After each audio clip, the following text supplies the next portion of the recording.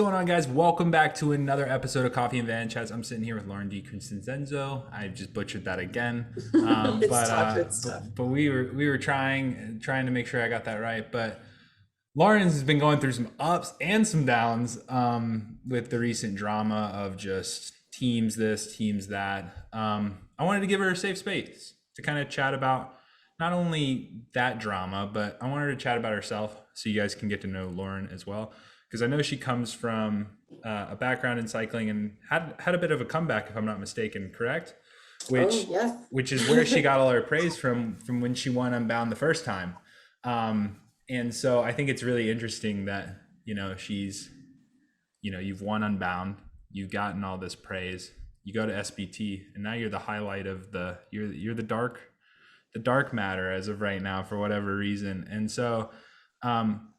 But yeah, so anyways, let's get to know a little bit about Lauren. So tell me a bit about you. How'd you get into the sport?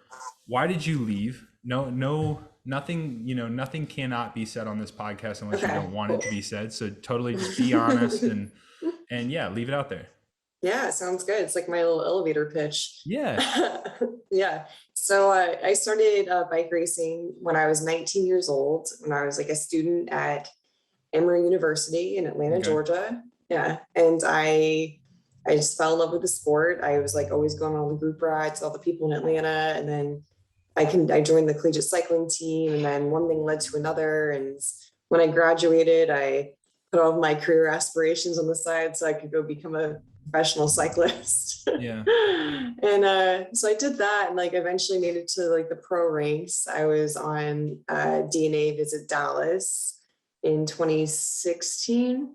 And at one of my first pro races, like pro, and I had like the UCI card and everything, like I crashed really bad at San Dimas. And that just like changed the course of my entire life. And I was like in a coma for 6 days. I recovered in ICU. Wow. Yeah. And I was at a rehab center for 2 months in Colorado. And I thought I would never, ever touch a bike again because I didn't think I could. And I thought it was over. And I was like, all right, time to find a new career path or a new life plan. So I went to grad school. I got my master's degree in epidemiology before everyone knew what epidemiology was. Okay. What is that? Just like a brief synopsis on it real quick. Oh yeah, it's just the study of like the trends and like the distribution of diseases throughout the population, like globally or just here. Yeah, it's just like the trends and disease patterns. Yeah, for people that don't know. Yeah. Everyone's knows a little bit more about that these days for obvious reasons. Yeah.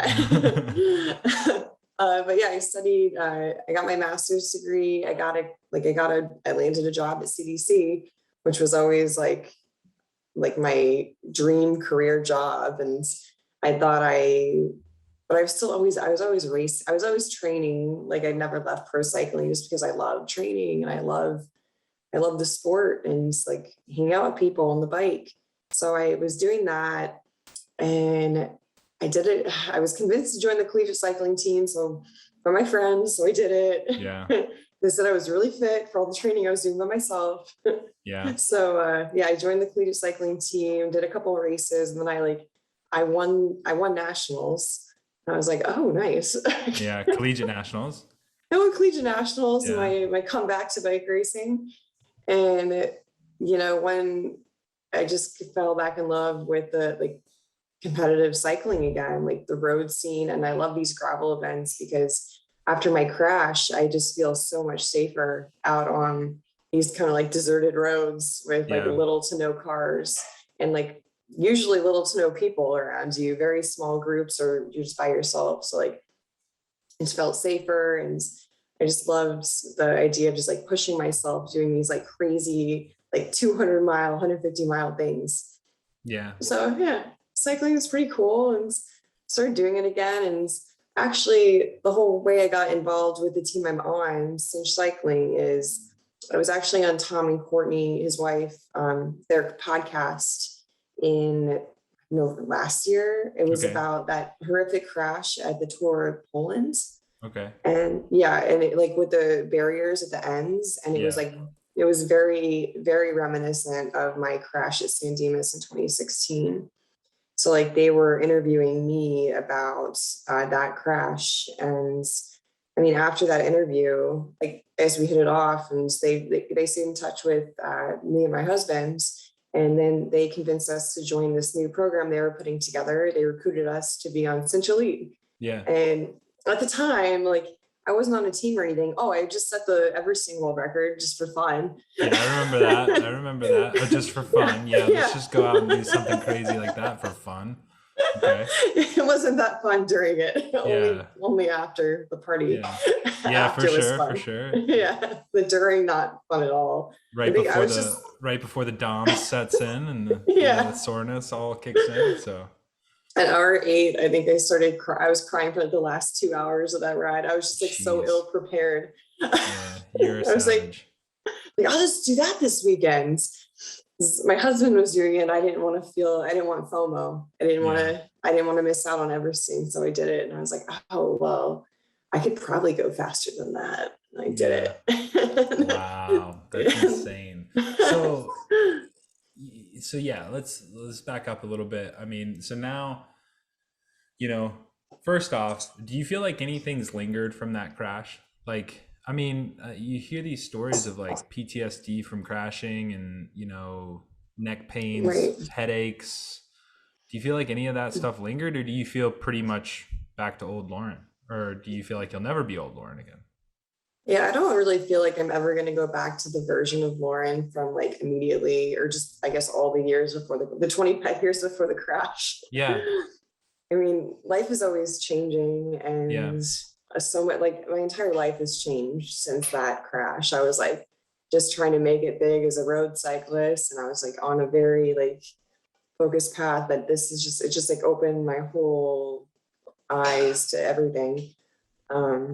I met my husband after the crash. I just at collegiate cycling, and I have my master's degree now, and I had a career, and like seen all sorts of life. So like it's a positive. Yeah, I mean, that's cool. Ultimately it's been positive just because it kind of puts everything in perspective and kind of forces you to take a really step back and like look at everything again. Yeah. But the PT, I mean, I don't have any of the I don't have lingering. This was about it was like 5.5 years ago. Yeah. It's like I think I think more like the headaches, like anything with like balance or memory was more in the first 2 years following the crash. And that's what they told me. That's what my neurologist said. He was like, well, probably 2 years from now, you'll be back to your new normal. I was like, I don't believe you, but like it did take 2 years to get back to a sense of normalcy. Yeah. Well, and so I guess that being said, like a lot comes from crashing. And that's why I asked, because, we've had somebody on the podcast before, who crashed, and depression was a big thing, Yeah.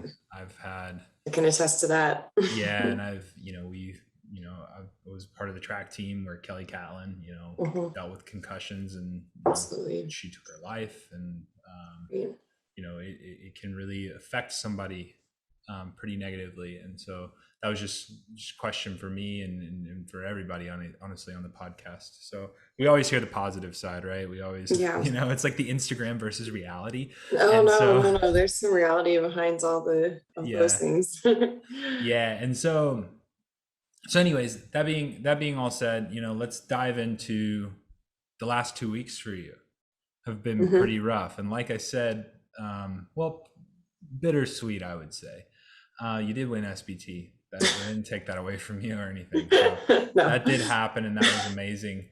But like I said, we watch, I saw all the articles when you won Unbound, and we saw the crazy, amazing press that came from Unbound with, Tom, it sounds like he hired you as an athlete, right? And was going to following Unbound. Yeah. And so you can focus on training. And so, this villain that the sport has made up of over the last 2 weeks. And, I have my own opinions, but like I said, this is a non-biased podcast. So in the sense of, with Tom, like I can't really see what kind of bad he's doing. It's kind of like the Floyd Landis situation when he like took the whistleblower money and just put it into a cycling team. Can you really be mad at the guy?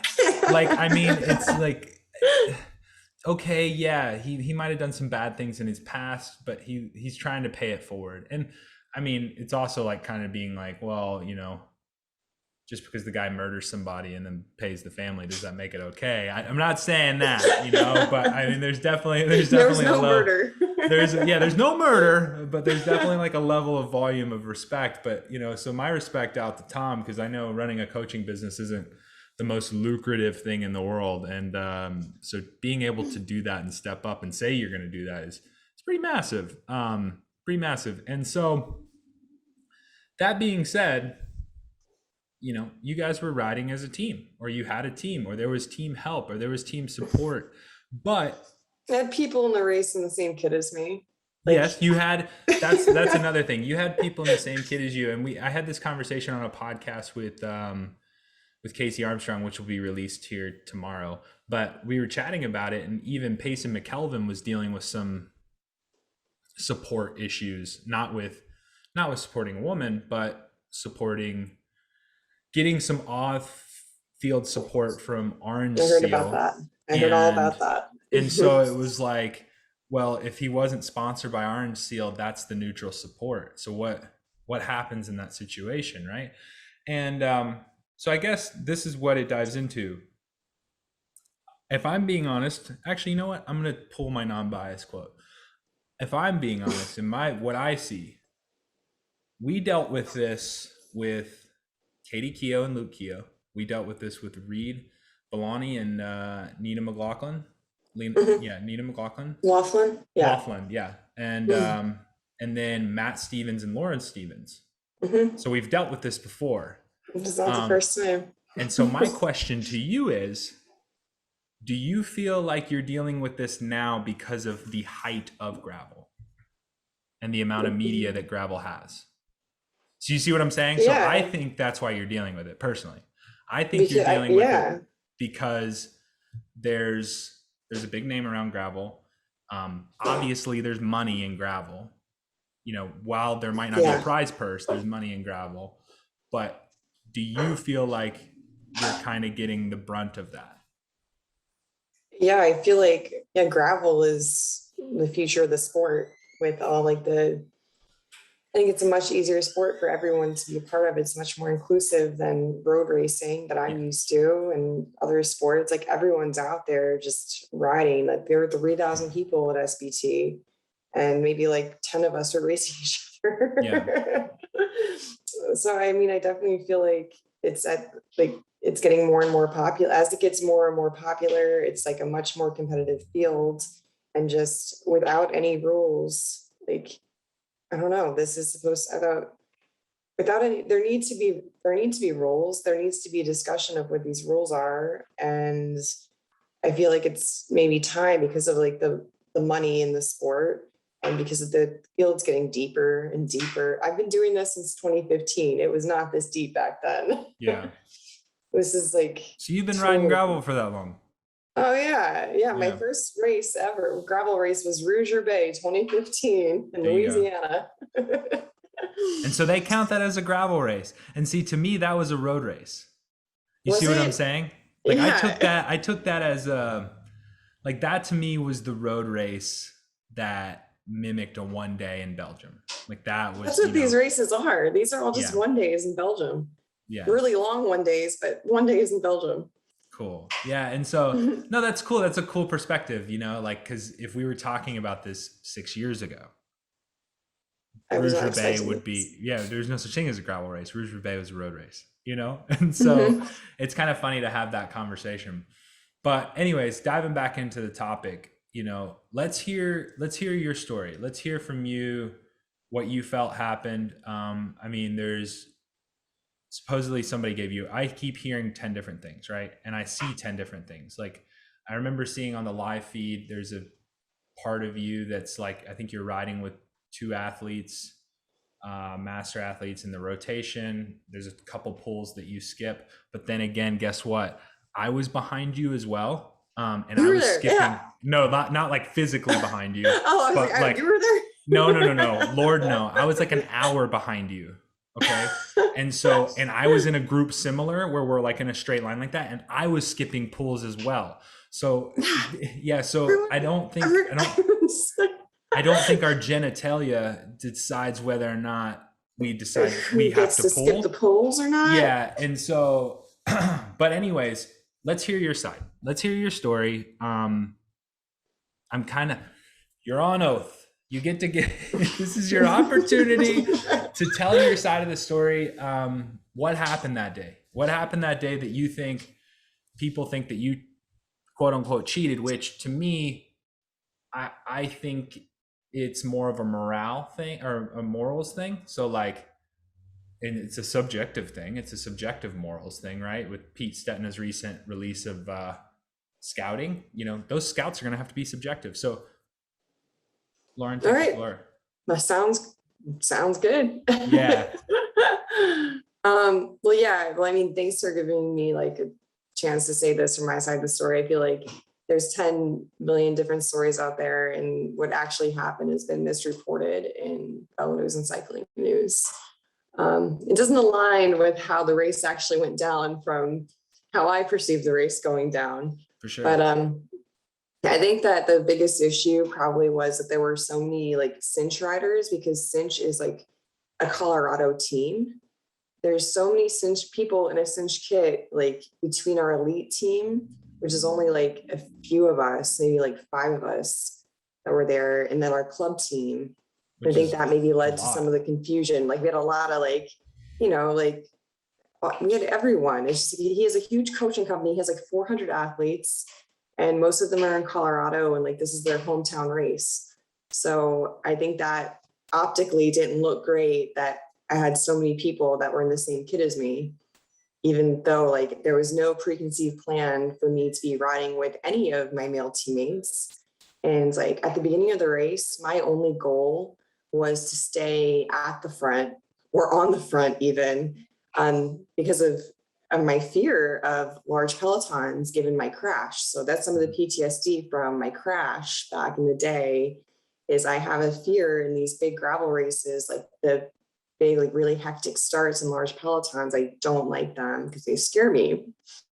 So that's exactly what I did that day. And I even took some pulls and like the front of a group of like 200 people early on in the race. And there are photos of me like on the front with like, Pete and Ted and Ian behind me. So like I was definitely doing the work to stay like at the front, just to like stay out of trouble.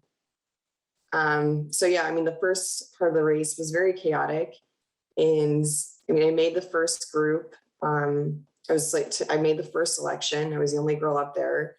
But then eventually it all came back together, or at least like the 2 front groups came back. So a few of my competitors came back.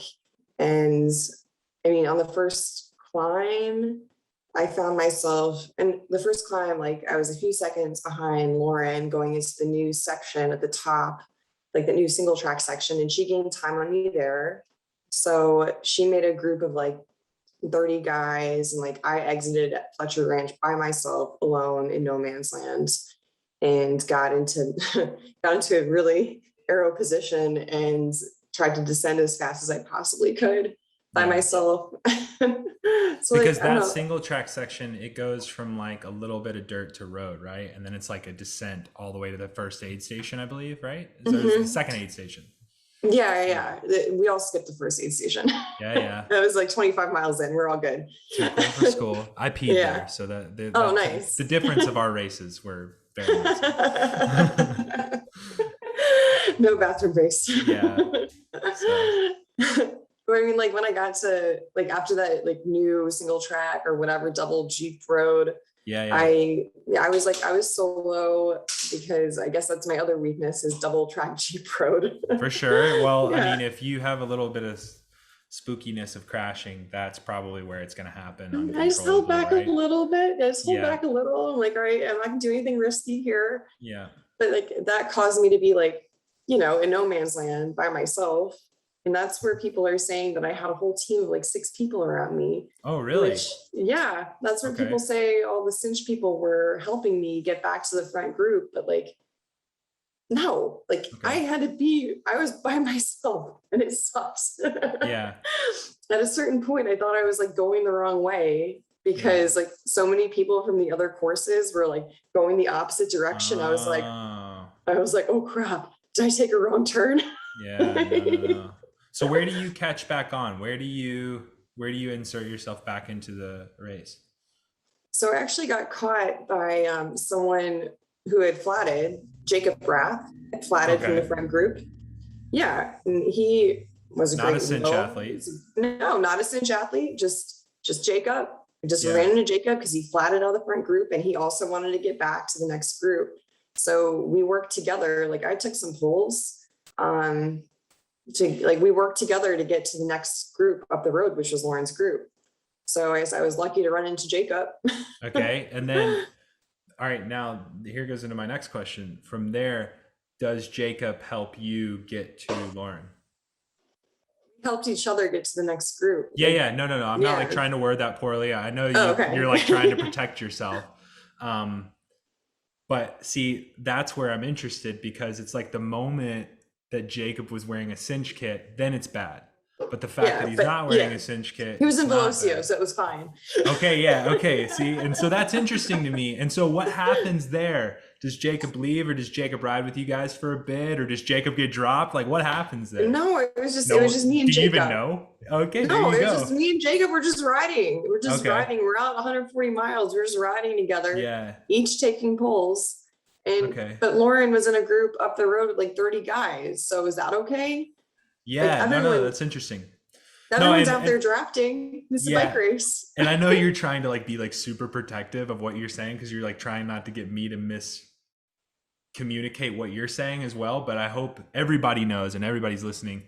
You know what I'm trying to do is I'm trying to get it to a point where everybody can listen to this and look at it from a different angle. Look at it a little bit differently in the sense of the way it's set up. Now that being said, so Jacob gets you, or you guys work together. You guys get back up into that realm. What happens then? Where do you guys go? Oh, we Or just cruised with those guys for yeah, like at least 20 miles because it was not a good spot to try to do anything crazy. We were yeah. And just, at that time, the whole front group's together, right?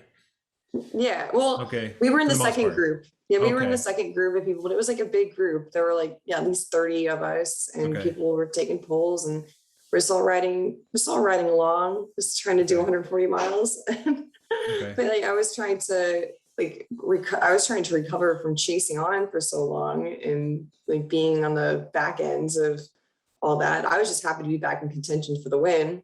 Yeah, Um, yeah, but like eventually we hit like that bottom. We were on the bottom climb, like the loop de loop. There was another climb that we were coming up on that really long. There was a really long, like hour-long climb yes, in yeah, the back. Yeah, the back half of the course around mile 95. yeah. It's where you go. You hit the aid station. You do a loop, and then Mm-hmm. you do that short climb, and then you're at the aid station. You head back into town, right? Okay. Yes. Yeah. So like, oh, so then eventually, well, first, I guess, when we caught back up to the group, I Yeah. had a teammate who flatted from his group that was up the road and was then in that group. Okay. Okay. Yes. So That was this is where your yeah. teammate comes into play, right? Yes. That Ah, was okay. not a preconceived plan. He flatted out of his race. His Okay. race was over. Okay. So, yeah. So since his ambitions were over for the race, like he offered to refill my water bottle for me at the mile 95 aid station. So, you know, And mhm. that's where. So how does he refill your bottle? So I can understand this. And I know I probably sound like a jackass asking these kind of questions, but I'm actually seriously like curious.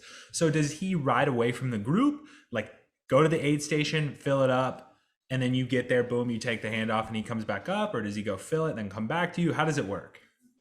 I think we all rolled into it around the same time. He Okay. filled it up. Maybe it took him like 20 seconds and then he just rode back up to me. Okay, so you blew I through the just kept station. rolling. Yeah. Ah, I kept okay. rolling. He filled up my water bottle for me. But I mean, I also started with like 8 pounds of liquid and water. I started with 1.5 liter Camelback and 2 of those really big Magnum bottles, like the Yeah, liter yeah, bottles. yeah. I'm So I familiar started with with those. Those three are and a my half. favorite. Yeah, those are the best ones. Yeah. So I started with like 3.5 liters of fluid and 8 pounds. And I was trying to like not stop at all 6 aid stations. I get you. That was never the plan. I just kept writing. I took the bottle from him, and then I eventually like was able to keep the gap. I was able to like get the gap to 10 minutes. But like, I didn't think I was breaking any of these rules by like, I thought this is like an act of sportsmanship. He's like, oh, my race is over. Do you want me to fill that up for you? I was like, Yeah. oh, thanks, Ethan. Thank you. So we're at this point, were you by yourself when he filled the bottle? No, we were in like a big group of like Okay. 30 people. Oh, okay. Mm-hmm. But then that gave you the opportunity to make a difference in the climb where you did get your gap, right? Because in theory you have the liquid. Is that kind of what I'm hearing? Well, so when I hit the climb, I just kept rolling. I just didn't stop. I don't know how long it took him to refill the bottle or how long it takes people to fill Yeah, bottles. yeah, for sure. I've He probably didn't refilled time my own himself bottles. either. Yeah, Yeah, I've refilled my own bottles. It doesn't take that long. yeah. And like, And they also had somebody there. If you handed them your bottle, they yeah, would fill it for you too. So I don't know if that's cheating either. does that But help? yeah, well then my next question is what if you had a female teammate who did the same thing? What would that Would have that be done? okay? And so I'm curious, and by the way, guys, listeners, I'm trying to play devil's advocate, so I'm throwing out some bombs here in the Okay, sense throw out some bombs. that we can kind of think about, because here's the thing, do we make gravel? My next question for you is do we start in separate waves? And I think I know your answer just for the last 2 weeks that you experienced. So do You we probably start read as Velo News this morning. well, no, I didn't really read.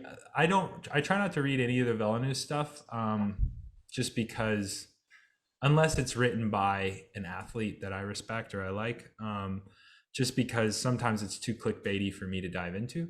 But yeah, do you I think? understand. Yeah, do you think we should have separate start spots, or like pro women or Right. women mass start go? Right. Well, like, so I have so many mixed feelings about this just because, so say like BWR San Diego and Crusher and the Tusher, I think we started like, there were 5 minute, like we started in like 5 minute waves. So Okay. we weren't truly like by ourselves because, You start catching other dudes. yeah, like at BWR San Diego, like the very first part of the race, it's like really fast road. Then you enter like single track mountain bike section. Mm-hmm. And that's when the Cat 3-4 men caught us. And it was terrifying. They have categories? So they have 3-4 Yeah. men? Yeah. They had the pro men go off, the pro women go off, the Cat 3-4 men go off. And they had like multiple categories going off every 5 minutes, but like it's chaos. Like, so I'm all in favor of separate starts, but when it's like 5 minutes apart, no. Like, because then for you, here's the thing. You were an hour, I think you finished an hour faster than me. What was your time? 6:45. Cool. So you finished an hour and 20 minutes faster than me. I did it like 8 hours flat. I stopped at every aid station though. See, that's why. Jokes on you. But here's the thing. What I noticed in mine that, I was one of the strongest guys in my group, but when it came to bike handling too, I was probably one of the better bike handlers with the guys that I was riding with, and I knew how to ride in a group and things like that. And so the way I'm looking at this is 5 minute start differential, me being an hour down, you would have passed me, you would have caught me, you would have rode through me. And so the amount of other dudes that you would have caught and rode through as well is pretty high, but the bike handling goes down and the safety goes down. So that's why, that's why I'm an advocate. I would love to have my own start because, like I said, like I have a little bit of PTSD, I guess, from mass starts. And like, I don't like starting with 1,000 people. But I also understand it from the race organizer's perspective. It's hard to shut down the town for 2 days. For Or like, sure. Because you're gonna have to, yeah, at that point, you would have to do like separate races, yeah, and you have like to do it on separate like, race days.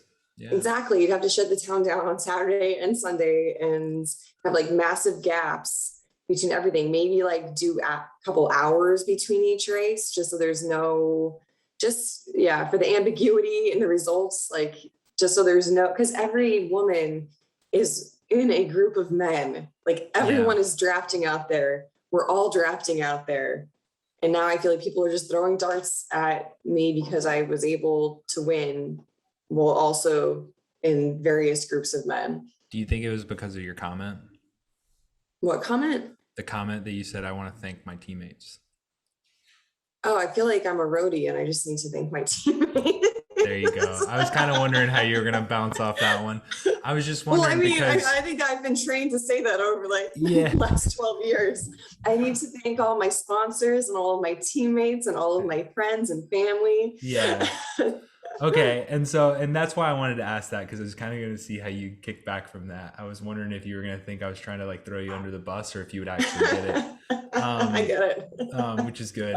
I mean, I think I gotta thank my bike mechanic, like the person Yeah. who works on my, like, this is all like a team, not a team. It's we're all in this together. We're all just out there trying to have a good time. And Well, I disagree. I disagree that it's not a team thing, because like, I mean, like I said, Payson McKelvin has a team. we all, I mean, But now, mind you, we're not- he's definitely not sacrificing his day for Hannah. But at the same time, he's got a mechanic, you know, he has that Dutch dude on his team.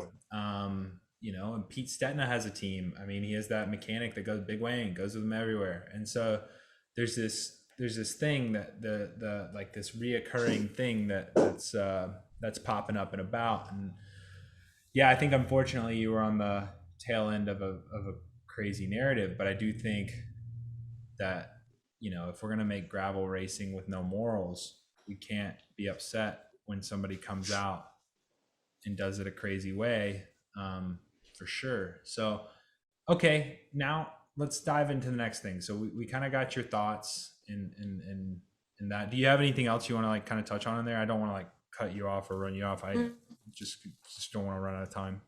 oh, well, I mean, I guess I'll just briefly. So then I was obviously really upset with everything Yeah. that occurred on the internet, obviously following that. So, but I put my phone on do not disturb mode. And then Yeah. I went to Lincoln, Nebraska last weekend. And I don't know, people are very sensitive about my comments saying, critics, I heard you, but like, as a response, I went to Gravel Worlds with no male teammates, like at all. And I still won by 15 minutes. Just like, I thought that That's would awesome. I thought that would silence the haters. Like I can still go and win by a lot, despite I got all of my own things and I did everything by myself. But it's still out and about, and it's still being talked about. Right. And then the one thing that happened at Gravel Worlds, it was like very, very, very upsetting. It was like a competitor on the podium refused to shake my hands. And she just like put her hands in her pockets and she said, I refuse, like she just wouldn't shake my hands. And that was very, very hurtful, just given like my whole history with the sport and just like respecting my competitors. And I don't know, I just feel like we're all out there kind of doing the same thing as the best as we can. And then when I'm snubbed like that, it's just like, that's insane. I have chills. Like I like literally, I like that's wild, like, because that was my next like, question. And I like, my next question is like, well, have you like spoken with these women? Like, have you had an opportunity to kind of clear the air and reach out to some of these women and have a conversation, and how has it gone? But I guess that's a little bit of a brunt of the answer, huh? That's most of it, I guess, at this point. Wow. I mean, have you had an opportunity to talk to any of your competitors or any of the people that are out speaking about this, to where you guys could like literally just have a civil conversation? Or no, do you feel like it's too heated and it just can't? I think it is really, really heated right now. Okay. And it's just very upsetting when like all this is happening and on the internet, but no one will just like pick up the phone and call me. Like I was talking to Sarah Stern via text. She's in basically the only one who's reached out to me via text. And like, I don't know, we both have like the same, we both want the sport to like evolve, and we want more women on bikes. And Mm, yeah, they, she said, she's like, you're a stellar athlete, and like, this is all horrible, but like, we need to figure this out to promote women's, this, none of this is good for women's cycling. for sure. Yeah, this is not good for the sport, and this isn't good for women's cycling. So if you Yeah. want to stay mad at me, then this is just bad for women's cycling. Yeah, no, for sure. And so you know, man, that's heavy. Like, I don't even know like what to say. Like, because you know, you winning worlds without male teammates. One of the best parts is actually celebrating with people on the podium after the fact, because it's kind of like it is a bummer. Like, I've been second place a few times at a national championship, and but I'm just as stoked for the guy who won because I know what it took to be there. Yeah, Um, we're all in it. and Yes, I know what it took and for her to be in second, because I and was also so out there. yeah, and so it takes a lot. Um, but when you're willing to do that, it kind of gets rough. It kind of gets tough. And but yeah, that's heavy. And I do think something needs to be done. I do think it's a question mark. I do think it's subjective though, and like how you look at it. And so like how I'm trying to play this out is I'm asking questions of, you know, who's wearing what kit. If he wasn't wearing that kit, would it make a difference? If it was a girl, would it make a difference? Or, you know, those kinds of conversations. Because I mean, I think that pretty much chewed up Katie Keough and spit her out of gravel. She was just like, you know what, actually on second thought, I don't want to do this anymore. Like, on the gravel side of things, at least that's the way it looks. I mean, It seems, yeah. she's probably one of the best, you know, cyclocross riders and um, smashers out there. And I haven't seen her at a gravel race since Unbound. Mm-mm. And so it's crazy to me how this sport is said to be so inclusive Yeah. to a point. And it is, and I think it was inclusive, and it used to be more inclusive until people in society and us and money started to ruin it, personally, if I'm being honest. And that's just my opinion. Again, I know I said I was going to be non-biased and not give too many of my opinions, It's fine. but I feel like that needs to be said. But yeah, I don't know. I really hurt for you. That sucks. No matter, even if you did do something wrong, it's, you know, you've apologized, or you tried to make a difference. Because let's talk about that too. What'd you do with your prize money? Well, I just Or received it, so what did nothing you yet. say you were gonna do with your What did I prize say I money? was gonna do? Yeah, what did you say you were gonna do with your prize money? I mean, I was gonna donate some of it Yeah, to, yeah, immediately, like 15, the QM money. yeah, I'm still figuring this out with like my new sponsor, the cyclist lawyer, yeah. and like creating some type of funds like for women entering the sport. That's awesome. Because yeah, when I was young, no one, like, I was like, I had like 3 jobs. I was like living in my dad's basement. Like, there was no like financial support at all, like any of these things, but like, I don't know, like just giving back to women's cycling and just promoting women's cycling, because it's getting a lot of attention now. So Yeah, why it not do is getting a something lot of about it? attention. And but with everything, it comes and goes, and you know, this will all blow over, and then we'll be on to the next thing. But this is something that has been kind of on the surface a few times. Like, this is something that's been brought up, I mean, for the last 5 or 6 years, usually at Unbound, but it really blew up here at SBT. And I even remember finishing, and it was like one of the first things that somebody was talking about, something about a water bottle. And I didn't expect it to do this. And then, That's so why I'm your calling this coach, Watergate. yeah. So are you coached by Tommy D himself? Hmm. Yeah. And so your coach kind of went for your defense, and now he's getting some insane backlash. And so I got a question for you too. And this is going to be a hard question. If you want, I can cut this out, but Okay. you know, he did do some bad stuff back in the day, and like some stuff for the sport that, you know, is like on the level of, you know, thou shall not be named, you know, with doping and whatever else. And he's come clean about it. He's admitted to it and whatever else. And so how did that ever kind of come up in your thought process and eventually working with him or being a part of this program? I Now, mean, this is also no. coming from a guy who works for Carmichael Training Systems. Oh, okay. So like, okay, so like the Lance Armstrong era, things like that, I'm just more or less like that's come up. I've thought about it for sure. Yeah. I mean, back when I joined the team, like, I mean, I obviously thought about it. I was like, how is Hmm. this going to be perceived? But I also wasn't like planning on doing this season. I was Yeah. just like, You didn't expect to be in this many headlines, good, bad, or no, indifferent. Yeah. no, like my actual career job, I quit 2 weeks ago, and this is, Yeah. Wow. Oh, you yeah. quit it 2 weeks ago and then all this stuff blew up. Like, Oh, I guess this Jesus. is pro cycling. Yeah. Wow. Okay. I mean, at the time, like when I joined this team, it wasn't, it was just, it was good. Like I was trying to manage being a 40 plus per hour week, like epidemiologist person. And they offered to like do the bike prep and like help me with the travel and like the coaching. And I was like, oh, this sounds like a great opportunity to like race at a high level while also having a full-time job for my extreme hobby of like of gravel racing. I thought it would be really a good way to have an extreme hobby and also have a job. Yeah.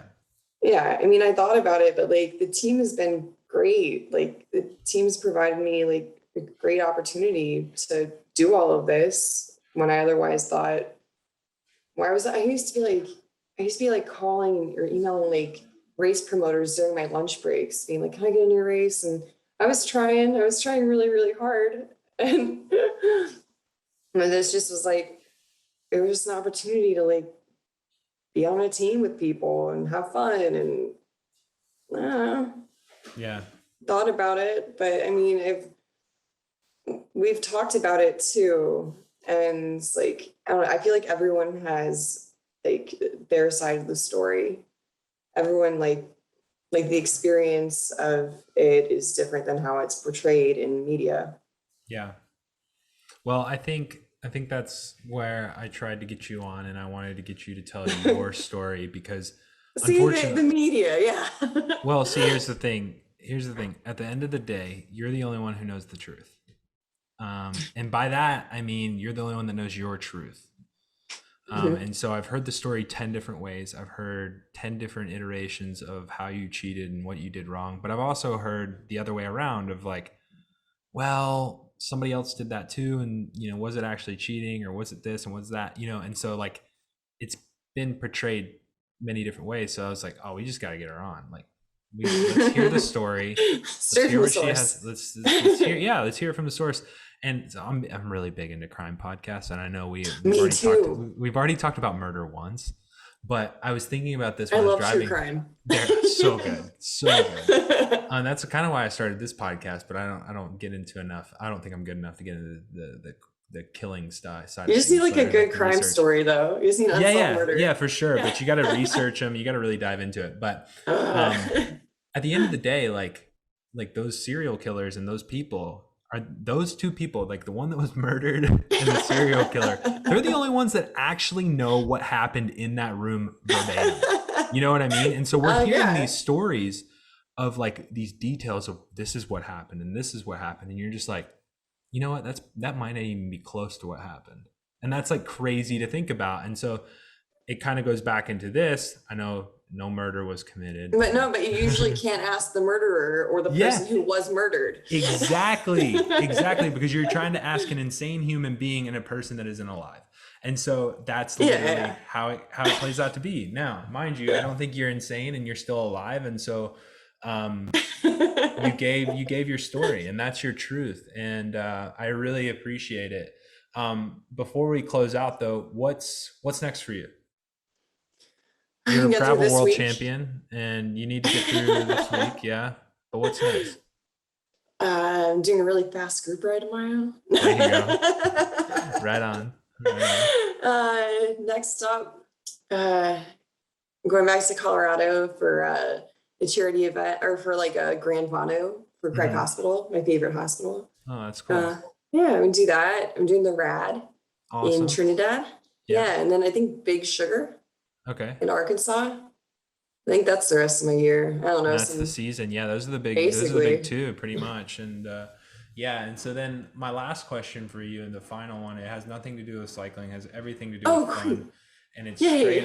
straight off the cuff. If you could have a cup of coffee with one individual, dead or alive, how would you take your coffee, and who would that individual be? So Oh my God, that's like that's a really hard question.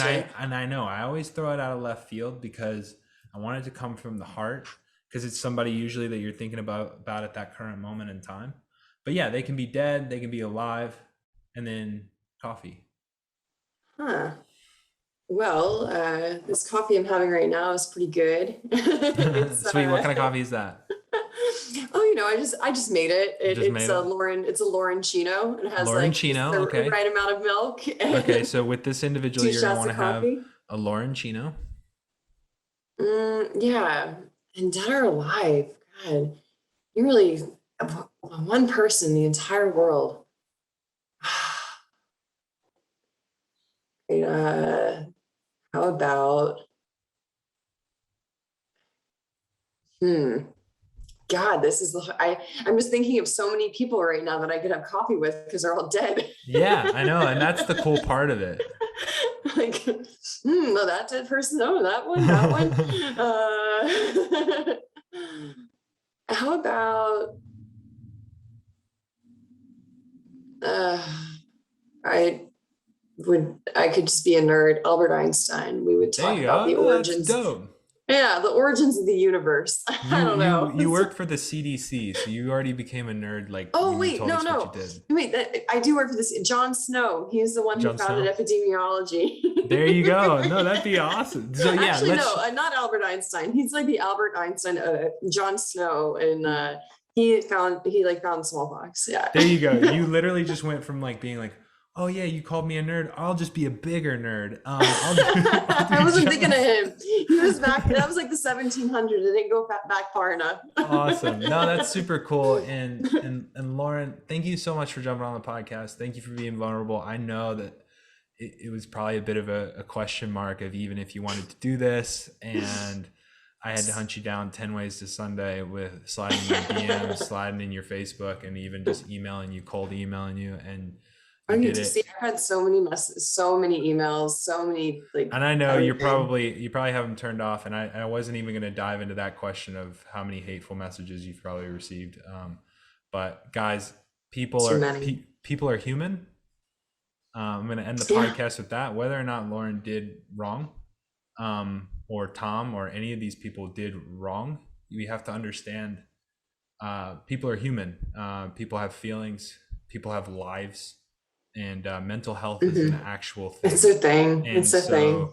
Your 3 sentences of, hey, I hate you because you took a water bottle from some guy and you went 10 minutes up instead of being 8 minutes up. Like, guys, let's think of the bigger picture here. We're talking about win at SBT gravel in somebody's life. And I don't know if it's that heavy or if we really even need to be that heavy about it, but mental health is a serious thing. And don't fuck around with it. I'm just going to be straight up. Don't fuck around with it. I totally agree. I mean, and so, yes, I wanted to say that, leave that out there. It's just a bike race. But unfortunately, I doubt any of my listeners are the ones that are sliding in your DMs sending hateful shit, because hopefully my listeners are great people. Thanks guys. And so other than that, Lauren, thank you so much for jumping on. I really appreciate it. And we wish you nothing but the best. Thanks so much for letting me tell my tale. All right. Yeah. Cheers. Thanks.